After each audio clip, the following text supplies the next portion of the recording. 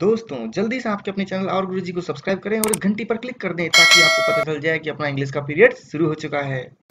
Hello students, कैसे हो आप लोग? आई होप सब बढ़िया होंगे, एकदम मजे में होंगे, एग्जाम्स की प्रिपरेशन कर रहे होंगे। तो बच्चों, मैं ये ode to autumn, John Keats की ऑड टू ऑटम ऑलरेडी पढ़ा चुका हूँ। आप पहले वीडियो देख लीजिए।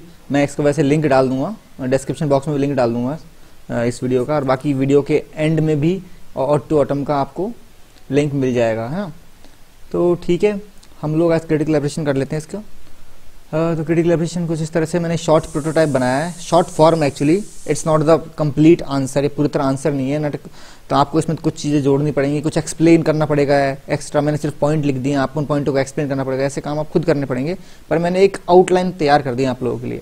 तो देखिए, सबसे पहले तो इंट्रोडक्शन में आप थोड़ा सा पोएट का इंट्रोडक्शन लिख सकते हैं और फिर पोएम का भी इंट्रोडक्शन लिख सकते हैं। बेसिकली मैंने इतना लिखा है कि John Keats one of the greatest romantic poets में से हैं, और इन्होंने ये जो ऑड टू ऑटम ये 1819 में लिखी थी। कब लिखी थी? 1819 में, 1819 में। और कह सकते हैं आप कि जो कीट्स है ना, उनकी जो इतनी सारी सेंसुअस पोएम्स है, कीट्स एक्चुअली अपनी सेंसुअसनेस के लिए पॉपुलर थे। किसके लिए फेमस थे? सेंसुअसनेस के लिए। आपको पोएम पढ़ाते हुए मैंने बताया था, कीट्स अपनी सेंसुअसनेस के लिए फेमस थे। तो उनकी जो सेंसुअसनेस थी ना पोएम्स में, उन सब में जो ये पोएम है ना, ये मतलब मोस्ट सेंसुअस में काउंट होती है एक तरीके से, ऑड टू ऑटम। तो इसमें उन्होंने बहुत ब्यूटीफुली एक्सप्लेन किया है कि ऑटम के बहुत से फॉर्म्स कैसे होते हैं, मतलब अलग अलग प्रकार ऑटम में, मतलब किन किन रूपों में दिखाई देती है ऑटम। उन फॉर्म्स को उन्होंने एक्सप्लेन किया पोएम में, और वो भी कैसे एक्सप्लेन किया है? इमेजरी के थ्रू, और बहुत ही ब्यूटीफुल और अप्रोप्रिएट यानी सटीक इमेजरी के थ्रू एक्सप्लेन किया है। ठीक है, तो इंट्रोडक्शन ऐसा कुछ आप प्रिपेयर कर सकते हैं ना। फिर हम थीम्स पे आ जाएंगे। तीन थीम्स मैंने इसमें इंक्लूड करी है। एक तो है प्रोडक्टिविटी ऑफ ऑटम, कि ऑटम की प्रोडक्टिविटी, कि ऑटम के टाइम में क्या क्या चीजें पैदा होती है, मतलब उन प्रोडक्टिविटी को कैसे पोएट ने अपनी पोएम में इंक्लूड किया है।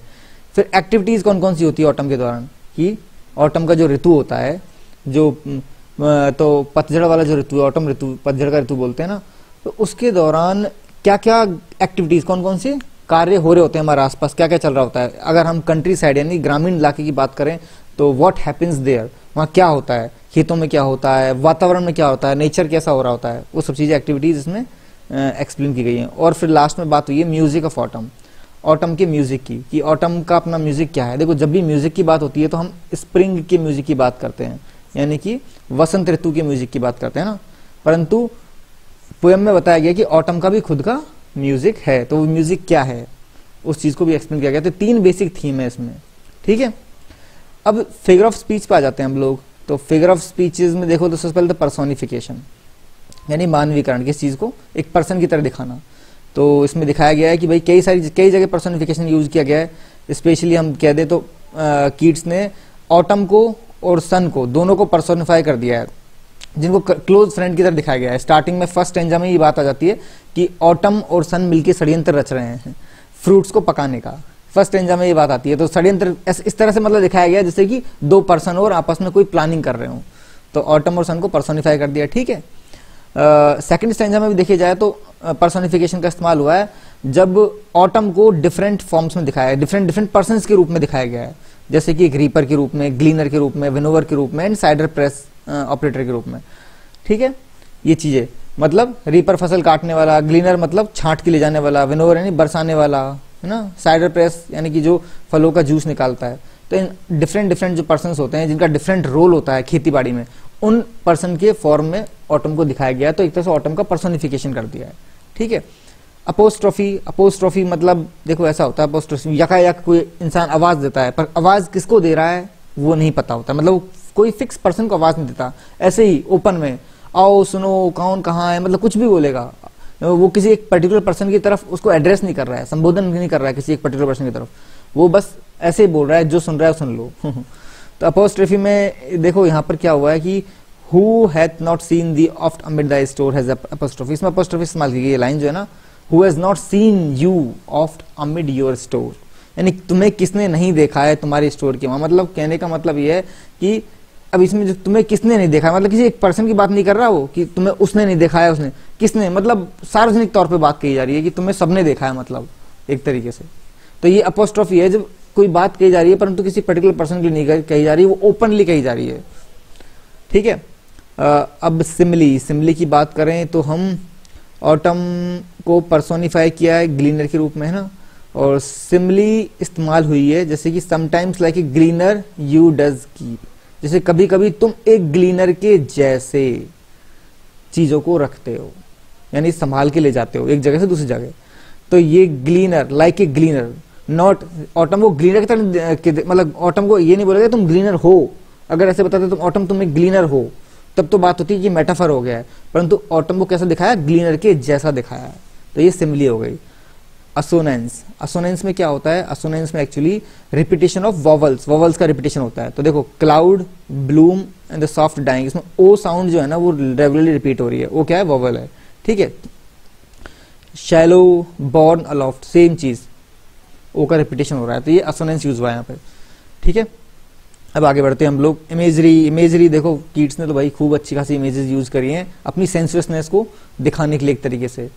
ये स्पेलिंग रॉन्ग है, वेरियस, RIOUS, अच्छा ये थोड़ा सा गैप हो गया यहाँ पर, इसको मिटा देना ये पूरे एक ही मीनिंग है यहाँ तक, ठीक है, VARIOUS, ठीक है। Keats has used various beautiful images specially in second stanza. Second stanza में इमेजेस काफी सारी अच्छी अच्छी, जैसे कि मैंने बताया ना पहले भी, reaper, ग्लीनर, winnower, cider press operator, ये सब इमेजेस हैं।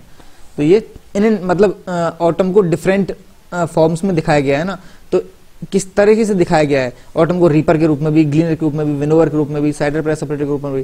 तो ये सब बहुत ब्यूटीफुल इमेजेस क्रिएट की गई है, किस तरह के इंसान फसल काट रहा है, मतलब ऑटम को किस फॉर्म में दिखाया गया है वो पूरा का। देखो जब आप पोएम पढ़ोगे तब पता चलेगा मैं क्या बोल रहा हूँ। अगर आपने पोएम नहीं सुनी है, नहीं पढ़ी है, नहीं समझी है ना, तब आपको मेरी लाइनें बिल्कुल खोखली नजर आएंगी। तो पहले सबसे पहले पोएम पढ़ना, फिर ये क्रिटिकल एप्रिसिएशन समझने की कोशिश करना, ठीक है, कि कैसे इमेजेस एक्सप्लेन की गई हैं, कैसे इमेजेस को कितना मतलब सटीक दिखाया गया, ऐसा लग रहा है जैसे कि चीजें आपके सामने हो रही हैं। वो चीजें तभी समझ में आएंगी जब आप पोएम पढ़ोगे, ठीक है। सेंसुअसनेस, सेंसुअसनेस कीट्स की बहुत ज्यादा फेमस। सेंसुअसनेस का मतलब ये होता है कि कोई चीज आपके इंद्रियों को डायरेक्टली अफेक्ट करे, मतलब आपको बहुत स्ट्रांगली महसूस हो। जैसे कीट्स तो मास्टर था एक्चुअली सेंसुअसनेस का, देखा जाता हो, he was the master of sensuousness, है ना। तो इस पोएम में भी कीट्स ने अपनी सेंसुअसनेस की मतलब ऊंचाई कुछ हुआ है नहीं, एपिटमी एकदम टॉप पर है सेंसुअसनेस। आप देखोगे जैसे सेंसेस देखने के, सुनने के, टेस्ट करने के, वो भरे पड़े हैं। आप जब लाइन पढ़ोगे तो ऐसा फील होगा जैसे कि आप ये सब चीजों को महसूस कर रहे हो। इमेजेस आपकी सेंसेस को बुला रही है, जैसे लाइन है drowsed with the fume of poppies, इस लाइन में ऐसा फील होगा आप जैसे आप खुद ही बेहोश हो गए हो पॉपीज की खुशबू सूंघ के। आपको सूंघने वाले टेस्ट, आपकी सूंघने की शक्ति को एक तरह से स्मेलिंग सेंसेस को जागृत कर देता है, एक्टिव कर देता है, एक्टिवेट पूरी तरह से, है ना। When poet mentions about music, जब पोएम ऑटम की म्यूजिक की बात करता है, जैसे लैम्प्स मिमिया रहे हैं, bleeds, wail of gnats, gnats रो रहे हैं, सॉन्ग हेज क्रिकेट का गाना, treble soft of redbreast, ये सब आवाजें जब सुनते हो आप ऑटम के सीजन में, मौसम में, तो आपको फील होगा लाइक मतलब आपके जो कान है ना वो बहुत एक्टिव हो जाएंगे कि हाँ वैसी आवाजें सुनाई देती हैं, वैसी सुनाई देती हैं। तो आप एकदम उस चीज को इमेजिन करने लगो कि हाँ ऐसा होता है।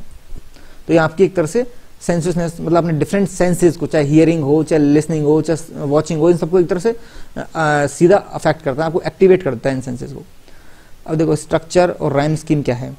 स्ट्रक्चर तो ये है कि भाई 3 स्टेंजा है, सीधी सीधी बात है, और हर स्टेंजा में 11 लाइन है, ठीक है। अब हर स्टेंजा में 11 लाइन, तो 11 लाइन को कौन सी कैसी राइम स्कीम में बैठाया गया है। तो राइम स्कीम ये है A B A B A B C D E और उसके बाद में D C C E। दिखाता हूँ कैसे, ऐसे सोचोगे यार ये क्या खोखलापन दिखा रहे हैं।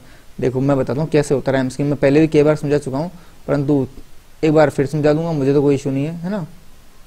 आपको भी कंफ्यूजन नहीं होना चाहिए, तो मैं एक बार आपको पोएम खोल के ही बता देता हूँ कि ऑट टू ऑटम में किस तरह से राइम स्कीम यूज की गई है। देखो जैसे ये पोएम मैंने जब पढ़ाई थी तब की हालत है देखो फ्रूटफुलनेस ए, इसको हम दे देंगे ए, सन इसको बी, क्योंकि दोनों राइम नहीं कर रहे, दोनों की तुकबंदी नहीं बैठ रही है। ये नेस है, ये सन है, तो ए बी। फिर ब्लेस, नेस और ब्लेस राइम कर रहे हैं, दोनों की तुकबंदी बैठ रही है, तो इसको ए दिया तो हम इसको भी ए देंगे। सन को रन, सन और रन राइम कर रहे हैं, तो इसको बी दिया है तो इसको भी हम बी देंगे। अब ट्रीज, ट्रीज किसी के साथ भी राइम नहीं कर रहा है ना, नेस, सन, ब्लेस, रन, ट्रीज अलग ही है, तो इसको सी देंगे। कोर, ये भी इनमें किसी के साथ राइम नहीं कर रहा, तो इसको डी अलग ही दे देंगे। शेल्स है ना, तो ये भी किसी के साथ राइम नहीं कर रहा, किसी से मैच नहीं कर रहा पिछले, तो इसको ई दे देंगे। जो राइम नहीं कर रहा नेक्स्ट अल्फाबेट मिलता जाएगा उसको। मोर, मोर कर रहा है कोर के साथ में, तो डी का इसका भी डी दे देंगे। बीज, बीज कर रहा है ट्रीज के, तो इसको सी दे देंगे। सीज, सीज बीज ट्रीज सेम है तो वापस सी, और शेल्स, शेल शेल तो ये ई। ठीक है, इस तरह से राइम स्कीम। तो इसका A B A B C D E D C C E. ठीक है, ये अपनी राइम स्कीम हो गई। देखो अब तो समझ में आ गया ये चीज, अब कोई कंफ्यूजन नहीं होगा राइम स्कीम कैसे होती है। अभी भी कंफ्यूजन हो तो फिर पूछ सकते हो, दोबारा समझा दूंगा। ठीक है, तो ये एक बेसिक मतलब एक आउटलाइन थी किसकी, ऑड टू ऑटम के क्रिटिकल एप्रिसिएशन की। समझ में आया होगा मैं उम्मीद करता हूं, नहीं समझ में आया तो चीजें पूछ लेना। और देखो इस जो क्रिटिकल एप्रिसिएशन है इसकी मैं पीडीएफ बना के आपको डिस्क्रिप्शन बॉक्स में उसका लिंक डाल दूंगा, तो वहां से डायरेक्ट डाउनलोड कर लेना। ठीक है, इसमें चीजों को ऐड करना, इनको एक्सप्लेन करना, इन थीम को सिर्फ ऐसे लाइन छोड़ के मत ना, केवल मतलब 3 पॉइंट लिखा है, नंबर नहीं मिलेंगे, इनको एक्सप्लेन करना पड़ेगा आपको। इमेजरी में सिर्फ इतना सा, इमेज रीपर ग्लिनर विंडोवर इतना लिख के मत ना, वो लाइंस भी कोट करनी है आपको, रीपर के बारे में क्या किस तरह से रीपर दिखाया है, कुछ लाइन कोट करनी पड़ेंगी, थोड़ा एक्सप्लेन करना पड़ेगा। ठीक है, तो ठीक है, नेक्स्ट लेक्चर में मिलता हूँ। Till then good bye. और हाँ, इन चैनल्स मतलब इस चैनल को शेयर करना बाकी स्टूडेंट के साथ में, ताकि वो लोग भी इसका फायदा उठा सकें। ठीक है, सी यू सून।